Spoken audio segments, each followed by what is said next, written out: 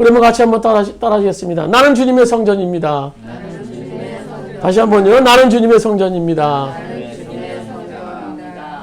오늘 빌립보서를 이제 계속하면서 오늘 이 4장 이제 후반 부분에 들어서고 있습니다. 빌립보서는 앞서도 말씀드렸던 것처럼 바울이 빌립보 교회를 향한 기쁨의 서신서예요. 기쁨의 서신서. 그래서 빌립보서 전체는요, 바울이 내가 기뻐한다, 내가 기뻐한다. 또 빌립보 교회를 향해서 너희도 기뻐하라. 그 내용에 계속 그 내용이 짧은 그 두 구절이 계속 반복되며 또 전체의 내용이 그렇게 요약될 수 있는 그런 말씀입니다. 오늘 바울 사도가 이렇게 빌립보 교회를 향해서 계속해서 귀가 아플 정도로 기뻐하라고 말씀하신 데는 두 가지 이유가 있어요. 하나는 우리가 이 땅에 살면서 기쁨이 너무 중요하기 때문인 거예요. 빌립보 성도들 그들 앞에 놓여있는 여러 가지 산재한 문제들, 또 로마의 문화 속에서 혼란스러운 그들 속에서 신앙을 지킨다는 것이 무엇인가에 대해 생각할 때 기쁨이 사라질 수밖에 없는 그런 상황들이었어요. 그래서 바울은 계속 그들에게 기쁨의 삶이 너무나 중요하다라고 말씀해 주고 있었고요. 또 하나는 그렇게 그들이 살지 못했기 때문이에요. 많은 기쁨의 삶을 산다라는 것이 참 그렇게 계속 산다라는 것은 참 어려워요. 그런 이유로 바울은 기쁨의 삶을 오늘 강조하고 있는 겁니다. 우리 주원교회는 주님께서 세우시고 또 주님께서 이끄시는 그런 교회입니다.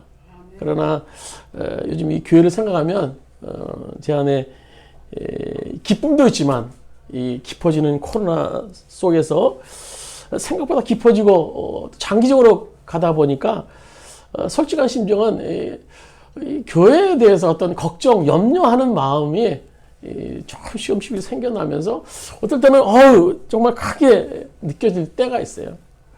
기쁨의 삶을 살겠다. 내가 기뻐야 된다. 늘 얘기하고 있지만 참 세상 살면서 이 기쁨을 유지한다는 것은 참 힘든 일인 것 같아요. 그런데 오늘 이 바울 사도 보세요. 지금 바울은요, 옥중의 메인 신분이 메인 신분. 광면 자유가 억압당하고 모든 것을 구속당하는 옥중의 신분. 거기다가 이 동료 크리스찬들이 도움을 주지 않으면 생활할 수 없는.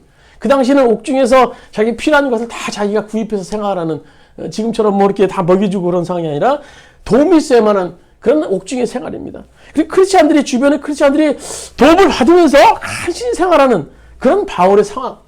한번 생각해 보세요. 옥에 있었고, 주변의 크리스찬들에게 도움을 받으면서 생활하는 그런 입장.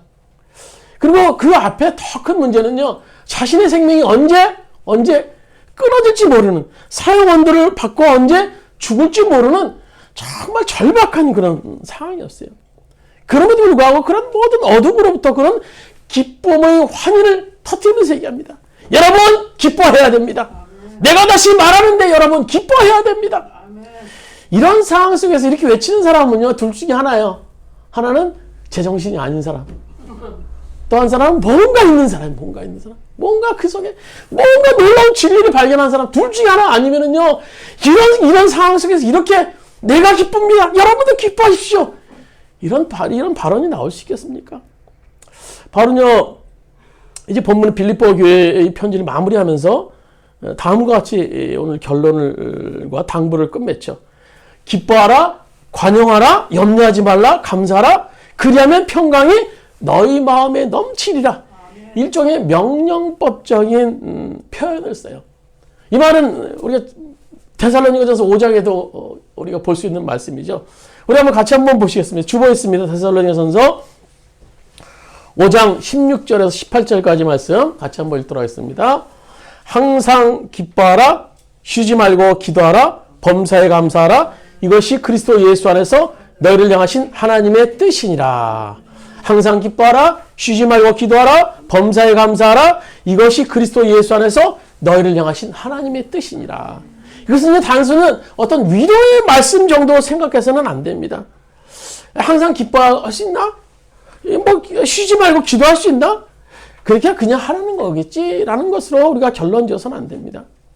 항상 기뻐하라는 것은 하나님께서 늘 지키시고 축복하심이 우리를 붙들고 계시다라는 확신을 가지라는 거예요. 또 쉬지 말고 기도하라는 것은 하나님이 모든 기도를 들으시고 응답하신다라는 확신이 우리들에게 있어야 된다는 거예요. 범사에 감사라는 것은 아무리 사소한 일도 하나님의 은혜와 보호하심 밖에 있을 수 없다는 확신을 가지라는 겁니다. 그러니까 결과적으로 하나님에 대한 확신을 얘기하는 거예요. 지금 바울 사도는 데살로니가전서에서요. 오늘 본문도 마찬가지예요. 이상은요, 세상의 기쁨, 만족과 이 거리가 먼 기쁨을 오늘 바울 사도가 얘기하는 기쁨이에요. 이 기쁨은요. 그래서 세상적으로 뭐 소원이 이루어지고 뭐 그에 따라 보상받고 그에 따라 자신이 우월해져서 느끼는 그런 기쁨과 거리가 먼 기쁨입니다. 오늘 바울 사도의 기쁨은요. 그런 기쁨은요. 지금 목중에 있는 바울 사도가 기뻐할 수 있겠습니까? 그런 기쁨이라는 건 도대체 바울 사도에게 지금은 눈꼽만큼도 없는 상황입니다. 당시 로마를 비롯해서 빌립보 지역을 뒤덮고 있었던 이 복음이 있었는데 그것은 로마의 복음이에요. 로마의 복음. 로마의 복음이 추구했던 가치는요. 힘, 성공, 정복, 안정, 이런 소위 세상적인 가치관에서 나온 성공이자 번영이 로마의 복음이었어요. 그러나 바울에게 있어서 복음은요. 그런 것과 차원이 다른 복음입니다. 오로지 그리스도로 말미암는 복음에 대한 확신, 복음에 대한 확신이었어요. 내 안에 계신 예수님 그 한 분이면 충분합니다라는 거예요. 옥중에서 그런 고백을 할 수 있었던 거 아닙니까? 이 맥락에서 우리가 바울의 기쁨을 이해해야 하는 겁니다. 그래서 오늘 본문에 말씀 배경이 될 수 있는 것이 빌립보 4장 2절이죠. 우리 한번 우리 성경 4장 2절 말씀 같이 한 목소리 한번 들었습니다. 빌립보서 4장 2절 같이 읽도록 내가 유오디아를 권하고 마음을 품으라. 우리가 잘 아는 대로 유오디아 순두계는 이 빌립보 교회 여성 지도자 역할을 감당했던 그런 사람으로 보여요. 그래서 두 사람 사이에 어떤 갈등이나 지금 긴장이 있었던 것으로 볼 수 있습니다.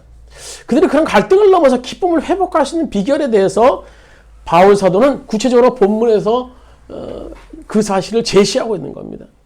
이것 또한 우리를 향한 말씀이기도 해요. 우리는 지금 기쁨을 빼앗길 수 있는 여러 상황과 또 감정들이 우리들 속에 존재합니다. 이런 상황과 감정 속에서 우리가 어떻게 기쁨을 유지하거나 찾을 수 있겠습니까? 그래서 5절은 이렇게 말씀해 주고 계세요. 우리 5절 말씀 같이 한 목소리를 들었습니다. 너희 관용을 모든 사람에게 알게 하라. 주께서 가까우시니라. 관용을 베풀라라는 거예요. 이렇게 갈등과 아픔 속에 있을 때 너희들이 행할 것은 모든 사람에게 관용을 베풀라라는 겁니다. 관용이란 말은 남의 잘못을 너그럽게 용서하는 것 또는 다른 사람의 허물을 들추거나 약점을 드러내는 것이 아니라 덮어주는 것을 관용이라고 해요. 영어 성경에 보니까 kindness, gentleness 그래서 친절하고 신사적인 이렇게 표현을 하고 있습니다만 관용은 이런 뜻을 가지고 있어요. 저는 빌립보 교회의 성도인 이 유오디아와 순두교에게 필요한 의식은 자기의 옳음을 주장하기보다 상대방의 잘못을 더럽게 어떻게 덮어주는 용서하는 마음이 선행돼야 됨을 오늘 바울 사도가 말씀하고 있는 거예요. 그러나 이 서로 의견이 대립되는 상황 속에서 쉽지 않은 얘기죠. 그래서 바울 사도가 이렇게 말하죠. 관용을 베풀라. 왜입니까? 왜 베풀어야 되죠? 이 뜻을 이렇게 말합니다. 주님의 심판대 앞에 설 날이 얼마 남지 않았다라고 얘기해요. 주님의 심판대 앞에 설 날. 지금 시대는요, 이 바울 사도가 기록할 그때보다 훨씬 2000년 정도 흘러서 더 주님의 심판대 앞에 설 날이 우리가 더 가까이 와 있어요. 우리 삶을 정리하고 마지막 주님의 심판대 앞에 서는 날.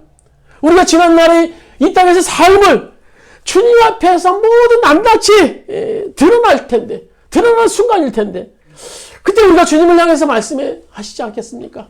주님, 저 한 번만 잘 봐주세요. 주님 용서해 주세요. 저 그때 그거 정말 그렇게 했지만요. 주님, 그거 제 본의가 아니었어요. 주님 용서해 주세요. 관용을 베풀어 주세요. 주님 한 번만. 심판대 앞에 설 때 우리가 주님이 심판대 앞에 설 때 이렇게 외칠진데, 이렇게 외칠진데, 내가 왜 이웃들의 허물을 덮어주지 못하고 왜 드러내느냐라고 말씀해 주고 계시는 거예요. 주님의 이 황금률은 뭡니까? 오늘 마태복음 7장 12절에 나오죠. 우리 한번 같이 한번 읽도록 하겠습니다. 마태복음 7장 12절 주보겠습니다. 무엇이든지 남에게 대접받고자 하는 대로 너희도 남을 대접하라. 남에게 친절을, 관용을, 사랑을, 용납을, 그리고 후한 대접을 받고 싶거든 너희도 그런 관용을 베풀며 살라라는 거예요. 남에게 받고자, 대접받고자 하는 대로 너희도 남을 대접하라. 이 주님이 우리에게 베푸신 관용은 무엇입니까? 우리가 얼마나 남에게 대접을 받고 산 사람들입니까? 십자가에 주님을 못 박으면서까지 우리는 관용의 혜택을 받은 사람이에요. 주님의 기도가 뭡니까? 오늘 누가복음 23장 34절에 이렇게 말하죠. 못 박는 그들에게 주님이 이렇게 말해요. 아버지여 저희를 사하여 주옵소서. 자기가 하는 것을 알지 못함이니이다. 2000년에 못 박은 것은요, 로마 병정들 뿐만 아니라 그 속에 우리도 섞여 있는 거예요. 우리도 주님의 십자가를 못 박은 거예요. 그 주인공이 바로 우리인 겁니다. 못 박는 그 사람들을 향해서 주님께서 외치는 것이 뭡니까? 저들을 용서해 주세요. 용서해 주세요. 그의 십자가에서 주님은 머리에 가시관을 쓰시고 옆구리에 창을 맞으시고 양손과 양발에 굵은 대못을 박으시면서 이루 말할 없는 고통과 아픔 속에서 모든 피를 다 쏟으시면서 죽으셨어요. 그리고 말씀하십니다. 마지막에 다 이루었다. 다 이루었다. 다 이루었다. 뭐 이루었다는 것이 뭡니까? 다 구원하셨다는 얘기예요. 다 구원하셨다는 거. 마귀의 권세 아래 있을 수밖에 없는 우리들을 다 구원하셨다는 거예요. 우리들이 다 관용 베푸셨다는 거예요. 그런 의미에서 우리는 주님의 제자인 우리들이 이 땅의 사람들을 향한 관용에 그들의 허물을 덮어주는 정도로 용서하는 정도의 차원에서 끝나서는 안 된다는 거예요.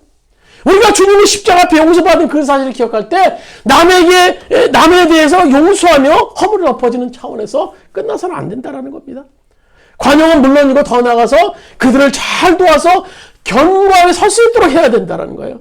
이것이 예수님의 제자로서 진정한 관용을 베푸는 삶의 모습일 수 있는 겁니다. 미국의 유명한 코미디언 가운데 밥 호프라는 사람이 있었어요. 이 사람이 1960년 후반부터 1970년대 미국의 베트남전이 한참 일어날 때 굉장히 유명한 그런 사람인데요. 이제 월남전에서 부상당하고 이제 미국에 돌아온 사람들, 또 쉬려고 미국에 돌아온 사람들을 위해서 미국에서 저성대하게 위문 공연을 그런 계획을 잡고 여러 사람들을 이제 모집하고 있었어요. 그래서 그 관리자가 이 밥어프를 꼭 좀 모셔야겠다 생각해서 특별히 간절히 가서 얘기를 했는데 자기 너무나 바빠서 거기 갈 시간이 안 된다는 거예요. 간절히 조금 와달라고 5분만 단 5분만이라 좋으니까 한번 잠깐 와서 얼굴만 비춰달라고. 살 수 없어서 밥어프가 이제 승낙을 하죠. 날이 돼서 이제 공연을 하러 올라갑니다. 5분만을 공연하기로 약속한 밥어프는 시간이 흘러서 무려 30분을 넘게 공연하고 내려오면서 놀랍게 막 우는 거예요.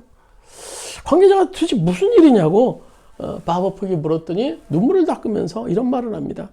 저 앞줄에 있는 두 친구 때문에 그렇습니다. 그래서 그 관계자가 나가서 앞줄에 보니까는 상해군인 2명이 서 있는데 한 사람은 왼쪽 팔이 없고 한 사람은 또 오른쪽 팔이 없는 거예요. 근데 그 사람을 자세히 보니까 오른쪽 팔 잃어버린 사람은 왼손으로, 왼팔 잃어버린 사람은 또 오른손으로 서로 막 이렇게 양쪽에서 팔 하나 가지고 막 박수를 치는 모습을 보게 됐던 겁니다. 그래서 그 모습 속에서 밥어프가 이런 유명한 얘기를 남깁니다. 저 두 사람은 나에게 진정한 기쁨이 무엇인가를 가르쳐 주었습니다. 한 팔을 잃어버린 두 사람이 힘을 합하여 함께 기뻐해주고 있는 모습을 보면서 나는 참된 기쁨이 무엇인지를 배웠습니다. 여러분, 우리 주변의 사람들과의 관계 속에서 기쁨을 빼앗기는 경우가 참 점점 많아지는 것 같아요. 왜 그런가 하면 이 다원화되는 세상 속에서 우리 주변에 너무나 많은 그런 생각과 사상을 가진 사람들이 존재해요. 아니 그 사람뿐만 아니라 가족 속에서조차도 어떤 때는요 문화적인 충격을 받을 때가 있어요. 자식은 물론이고 한 이불을 덮고 몇십 년을 지낸 그런 사이에도 이런 어떤 충격을 받을 때가 있어요.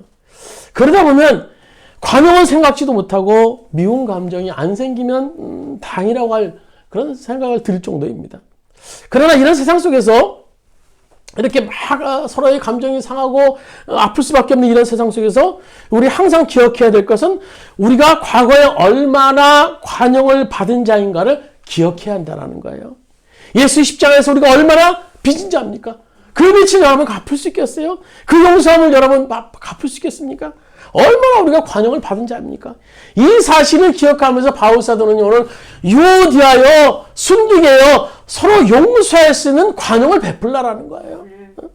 주님은 심판대에 서는데 그날 앞에서 주님께서 우리에게 베푸신 관용을 기억하면서 심판하실진데 우리가 심판을 받을진데 그 관용을 기억하면서 이웃을 용서하라는 겁니다. 또 두 번째로는요, 우리가 기쁨의 삶을 살 수 있는 비결, 그 비결에도 6절에 이렇게 말하죠. 오늘 성경 6절 말씀 같이 목사 한번 읽도록 하겠습니다. 6절입니다. 아무것도 염려하지 말고 다만 모든 일에 기도와 간구로 너희 구할 것을 감사함으로 하나님께 아뢰라. 티베트에 유명한 속담이 있죠. 걱정해서 걱정이 없어지면 걱정이 없겠다. 이해가십니까? 걱정해서 걱정이 없어지면 걱정이 없겠다. 걱정하지 말라는 얘기예요. 걱정하지 말라는. 걱정이 뭐 아무런 필요가 없대. 걱정해서 걱정이 없어지면 걱정이 없어요. 걱정이 뭐가 걱정이 있겠습니까? 근데 그렇게 안 되는 거죠. 해결될 문제라면 걱정할 필요 없고 해결 안 될 문제라면 걱정해도 소용이 없다. 그래서 어니 젤린스킨이 쓴 이 모르고 사는 즐거움이라는 책에 보면요.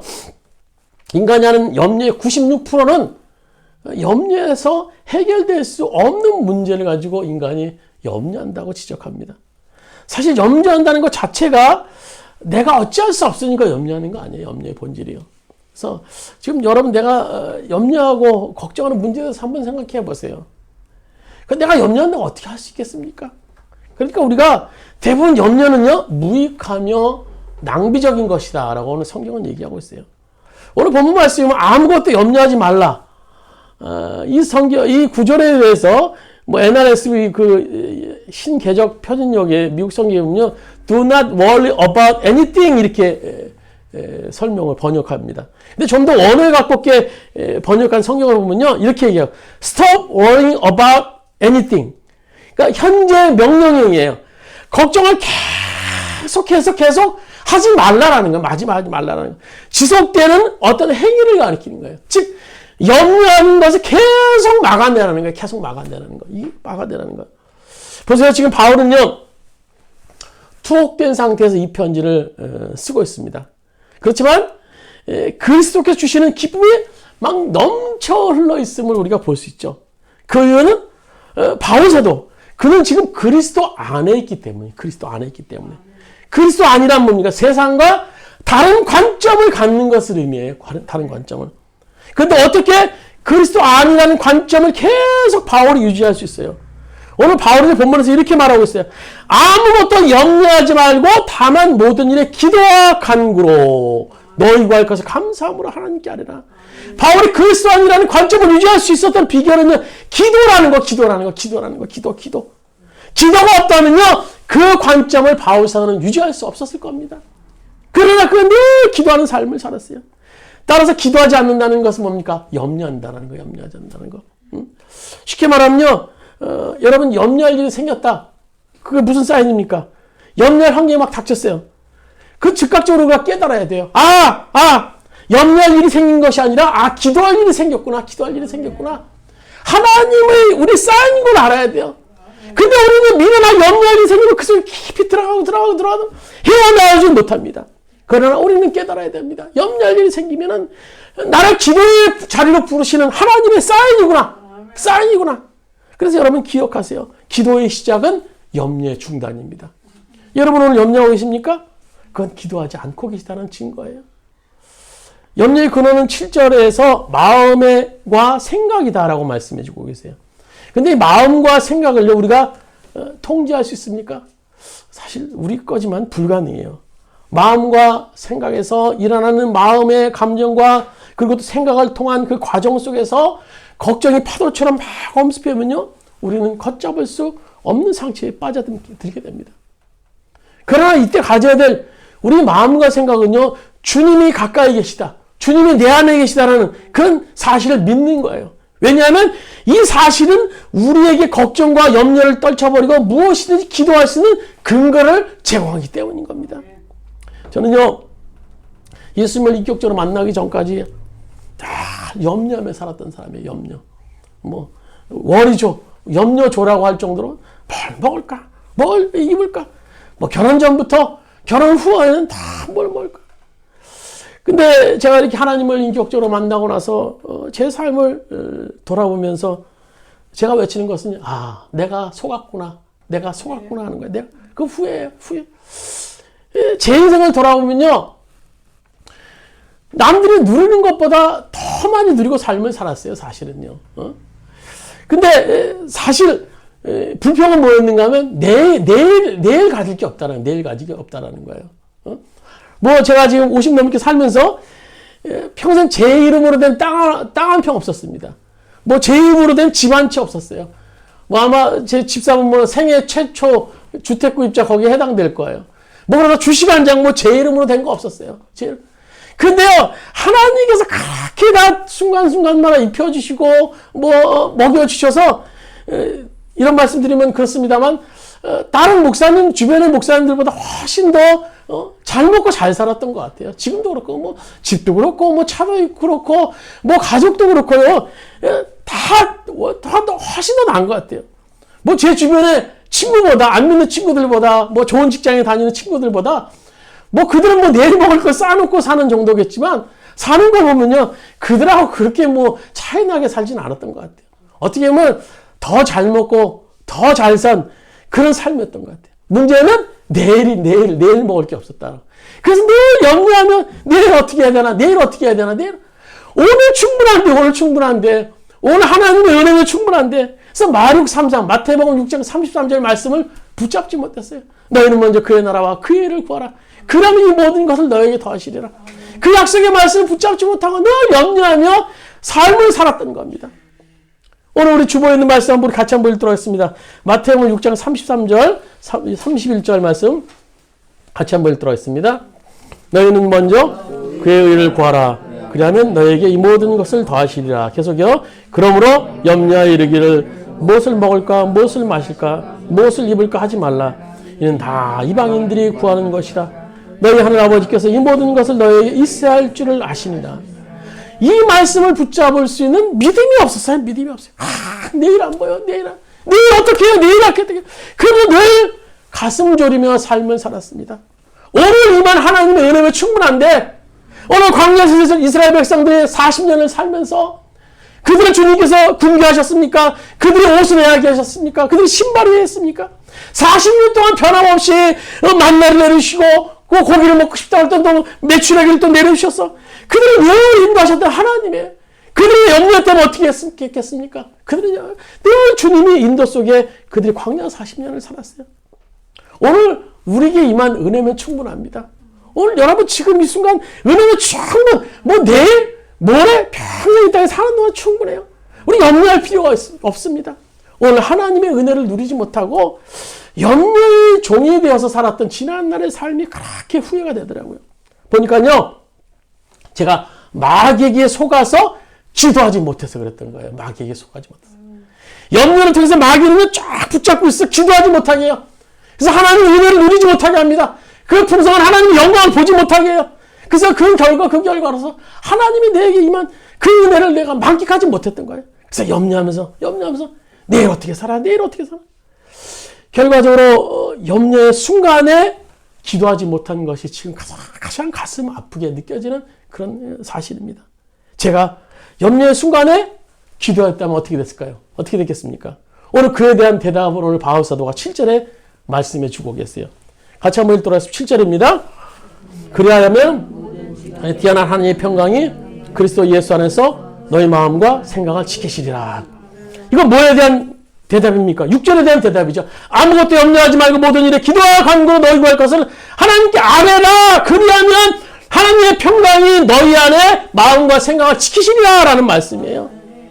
모든 염려를 하나님께 맡기고 오직 감사함으로 하나님께 기도할 때 우리의 생각과 이해를 초월한 하나님의 평화가 우리 마음과 생각을 지켜주신다는 거예요.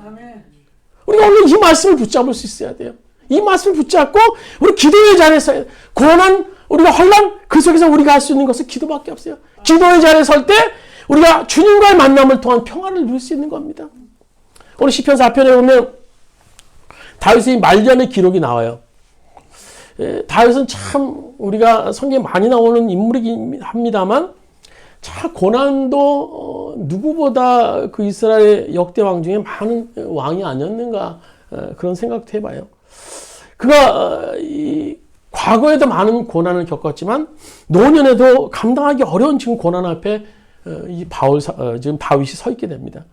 과거에는 그 전대 왕이었던 선왕이었던 사울 왕의 핍박을 통해서 오랜 세월 동안 막 방랑하면서 유랑하면서 생활하지 않았습니까? 그래서 천신만고 끝에 다윗이 이스라엘의 왕이 됩니다. 그런데 왕이 된 후에도 고난이 끊이질 않아요. 특히 오늘 우리가 시편 4편을 보면요. 자기 압살롬이 구테타를 일으켜서 왕에서 쫓겨나가는 그런 신세. 거기다가 자신을 따랐던 그런 신하들 역시 반역에 가담하는 정말 전대미문이 정말 처참하게 가슴이 내려앉는 이 다윗의 당사자로서는요. 처참한 상황이에요. 주변에 믿었던 모든 사람들이 다 그냥 자기 적이 되는 거예요. 자기를 배신하는 거예요. 더 나아가 자기를 죽이려고 하는 거예요. 그곳에 무슨 평안이 있겠습니까? 그러나 그 상황 속에서 이 시편 4편이 기록한 배경인데요. 다윗의 놀라운 고백이 오늘 시편 4편에 기록되어 있어요. 우리 7절, 8절 말씀 우리 주보했습니다. 같이 한번 목사님 읽도록 하겠습니다. 주께서 내 마음에 드신 기쁨은 저희 시기의 포도주와 때보다 더하니이다. 내가 평안히 눕고 자기도 하리니 나를 안전히 거하게 하시는 일 오직 여호와시라. 왕에서 쫓겨나서 피난살이 지인들이 제공해주는 식량만으로 겨우 연명하고 있는 상황. 또 아들 압살롬의 군대가 언제 공격해 올지를 모르는 그런 상황. 목숨이 왔다 갔다 하는 위기 상황. 그런데 평안하다라는 거예요. 평안하다라는 겁니다. 그리고 그 기쁨이 가장 그 시대의 큰 기쁨이라고 표현할 수 있는 수학의 기쁨과 비교할 수 없이 크다라는 거예요. 이게 가능할까요? 이게 아들을 피해서 자기 친아들을 피해서 도망다니는 사람이 할 수 있는 그런 고백입니까? 다윗이 이 상황에 대해서 기도하지 않았겠습니까? 오늘 4장 1절에 보면 시편 4장 1절에 이렇게 말하죠. 내 의 하나님이여 내가 부를 때 응답하소서. 곤란 중에 나를 너그럽게 하셨사오니 내게 은혜를 베푸사 나의 기도를 들으소서. 바울도요 다윗도요 이 상황이 너무나 힘들어서 간절히 하나님 앞에 기도를 드렸습니다. 근데 여러분 우리가 기도한다고 해도 상황은 여전히 그대로일 수 있습니다. 간절히 구하며 금식했음에도 불구하고 나를 억누르고 나를 가슴 아프게 하는 상황과 그 문제는 아직 그대로 있을 수 있어요, 여러분. 그러나 기도를 통하여 하늘의 평화가 우리 마음과 생각을 지켜주실 때 문제는 여전하지만 걱정은 평안으로 바뀌게 될 줄로 믿습니다. 한숨은 찬양으로 바뀌게 될 줄 믿습니다. 그래서 오늘 우리가 부른 찬양의 목소리가 나오는 거 아닙니까? 노래가. 내 영혼의 그 깊은 데서 맑은 가락이 훈련하네. 하늘 곡조가 언제나 울려나와 내 영혼을 고이사하네. 우리 한번 같이 하셨습니다. 후렴 부분요. 평화로 412장입니다. 하늘 위에서 오늘 그 사랑의 물결이 영원토록 내 영혼을 내 마음속에 솟아난 이 평화 2절 내 마음속에 솟아난 이 평화 깊이 묻힌 보배로다 나의 보화를 캐내어 가져갈 자 그 누구랴 암시 예세 평화로다. 하늘 위에서 내려오네. 그 사랑의 물결이 영원토록 내 영혼을 덮으소서. 아멘. 오늘 이런 평안을 다 경험할 수 있는 여러분 되시길 바랍니다. 한 가지 예화를 드리고 말씀을 마치도록 하겠습니다. 골드러시가 한참이었던 19세기 말 미국의 북서쪽의 몬테나주에 있었던 남자 6명의 얘기예요. 6명은요, 사금을 찾아서 이제 캘리포니아로 내려갑니다. 장비도 챙기고 필요한 돈, 부푼 꿈을 알고 이제 우리가 사금을 많이 채취하면 우리 부자가 되겠지. 갔는데 결국 금맥을 찾을 수 없는 거예요. 아무리 찾아도 찾을 수 없고 뭐 돈과 식량이 이제 오래 하다 보니 다 떨어져서 없어졌어요. 설상가상으로 인디언들이 습격을 받아서 이제 목숨도 막 위태위태한 그런 상황이에요. 한신이 목숨만 건져서 도망 나왔습니다. 더 이상 희망이 보이지 않아요. 그러더니 이제 다시 고향으로 돌아갈 수밖에 없었습니다. 그래서 포기하면서 그들이 이제 고향으로 귀향하는 길에 잠시 앉아서 모래사장에 터석 주저앉았어요. 놀랍게도 그 자리가 사금밭이었던 거예요. 사금밭. 그래서 그들은 지금이 발견한 이 사금밭에서 어설프게 우리가 채금을 하기보다는 우리가 이제 그 목적지 우리 거주지에 들어가서 장비도 챙기고 또 여기서 잘못 파다가 소문이 날 수 있으니까 얼른 우리 고향에 가서 준비해가지고 빨리 오자 하고 떠났어요. 그리고 조건이 있었어요. 6명이 약속했어요. 누구든지 사금밭이 여기 있다고 얘기하는 사람은 죽는다고. 아무한테도 얘기하지 않고 우리 조용히 와서 사금밭을 우리 채취하자. 그래서 고향으로 돌아온 애들은 막 기쁜 마음으로 막 이제 며칠 있으면 이제 우리가 사금을 채취하겠다라는 기쁜 마음으로 막 준비하면서 6명이 몰래 빠져나왔어요.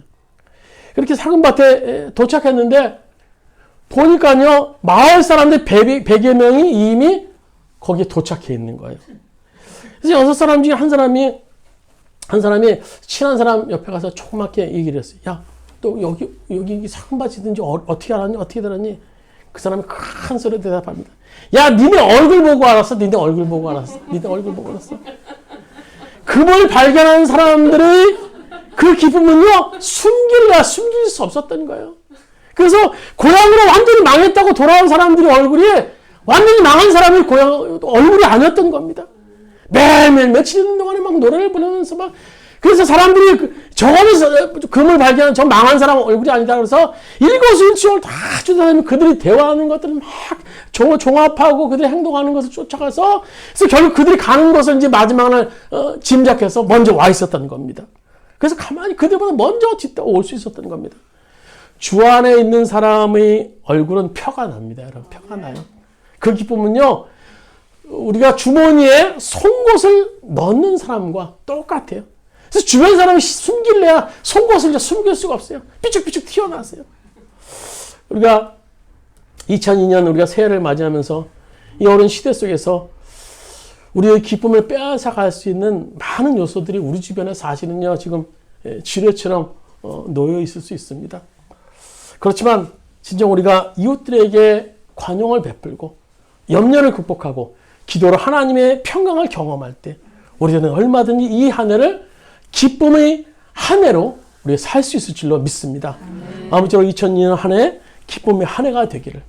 내가 소원하는 것 다 이뤄서 기쁜 한 해가 아니라 기도를 통한 주님이 주는 평강을 덧입음으로 말미암아 여전히 기도 제목이 있지만 기도를 통한 주님이 주는 그 기쁨을 덧입음으로 말미암아 기쁨이 한 해가 될 수 있는 오늘 여러분 되시기를 주님의 이름으로 부탁드립니다.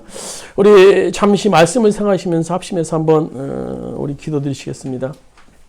오늘 2002년 한 해 어떤 여건들이 우리를 기다리고 있을지 모르지만 이 상황 속에서 정말 기뻐할 수 있는 삶을 살게 해달라고, 이 상황 속에서 정말 주님 기도함으로 말미암아 늘 주님과 동행하는 삶을 살게 해달라고 우리 합심해서 잠시 우리 주여 한번 외치고 합심해서 우리 통성으로 기도드리시겠습니다.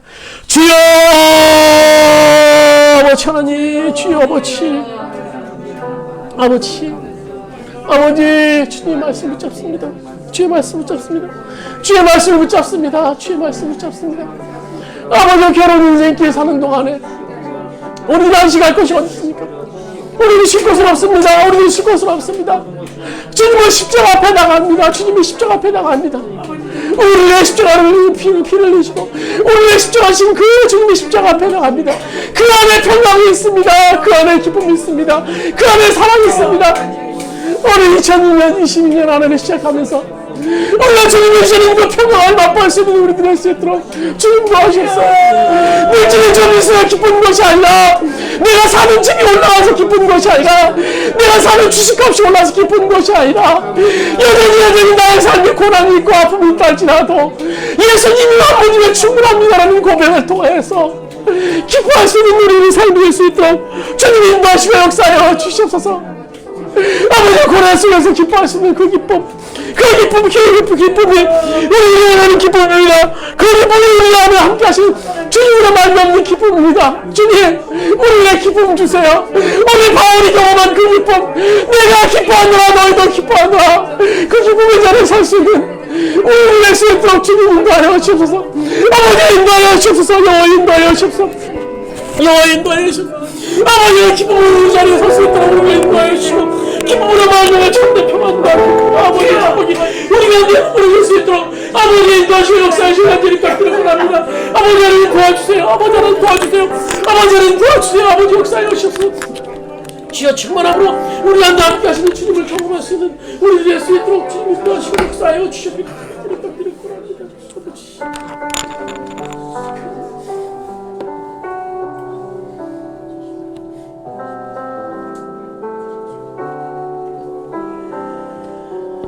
이 삶의 풍랑은 여전합니다. 2022년을 새로 시작하지만, 소망으로 시작하지만, 또 2022년에 여전히 풍랑이 있을 것을 우리가 볼 수 있습니다. 그러나 그 풍랑을 전제하게 하신 주님의 능력을 바라볼 수 있는 우리들 될 수 있도록 주님 도와주시되, 그 풍랑 속에서 여전히 평강을 경험할 수 있는 그런 마음들 우리에게 허락하여 주시옵소서. 우리들이 가지고 있는 평강은 세상의 그 것과 다른 평강입니다. 다른 평강입니다. 집값이 올라서 기쁜 것이 아니라, 뭐 투자한 주식값이 올라서 기쁜 것이 아니라, 우리 자녀가 모두 잘 돼서 기쁜 것이 아니라, 그것과 비교할 수 없는 놀라운 평강, 그 평강, 옥중에서도 외쳤던 사도바울의 그 기쁨, 평강을 하는 기쁨, 우리가 갖기를 합니다. 내가 기뻐한다. 너희도 기뻐하느라. 너희도 기뻐하느라. 그 기쁨이 그러니 우리들의 기쁨이 될 수 있도록 주님 인도하여 주셨습니다. 예수 십자가에서 경험할 수 있는 그 기쁨을, 그 사랑의 기쁨을 발견하는 가운데 기쁨의 자리에 설 수 있는 우리 모든 주원의 공동체가 될 수 있도록 주님 인도하여 주옵소서. 그래서 2020년 한 해도 여전히 예수로 말미암아 기뻐할 수 있는 우리의 삶이 될 수 있도록 주께서 인도하여 주시옵소서. 이제는 우리 주 예수 그리스도의 은혜와 하나님 아버지의 음원하신 사랑하심과 보혜사 성령님의 감화 감동되지 교통하시는 은총이 2020년 한 해 예수로 말미암아 기쁨의 삶을 살기로 하는 우리 모든 주원의 공동체 성도들 머리 위에, 그의 가정 위에, 사업장과 직장 위에, 이민족, 이 땅의 모든 교회 위에 이제부터 오늘까지 함께 하시기를 간절히 축원하옵나이다. 아멘.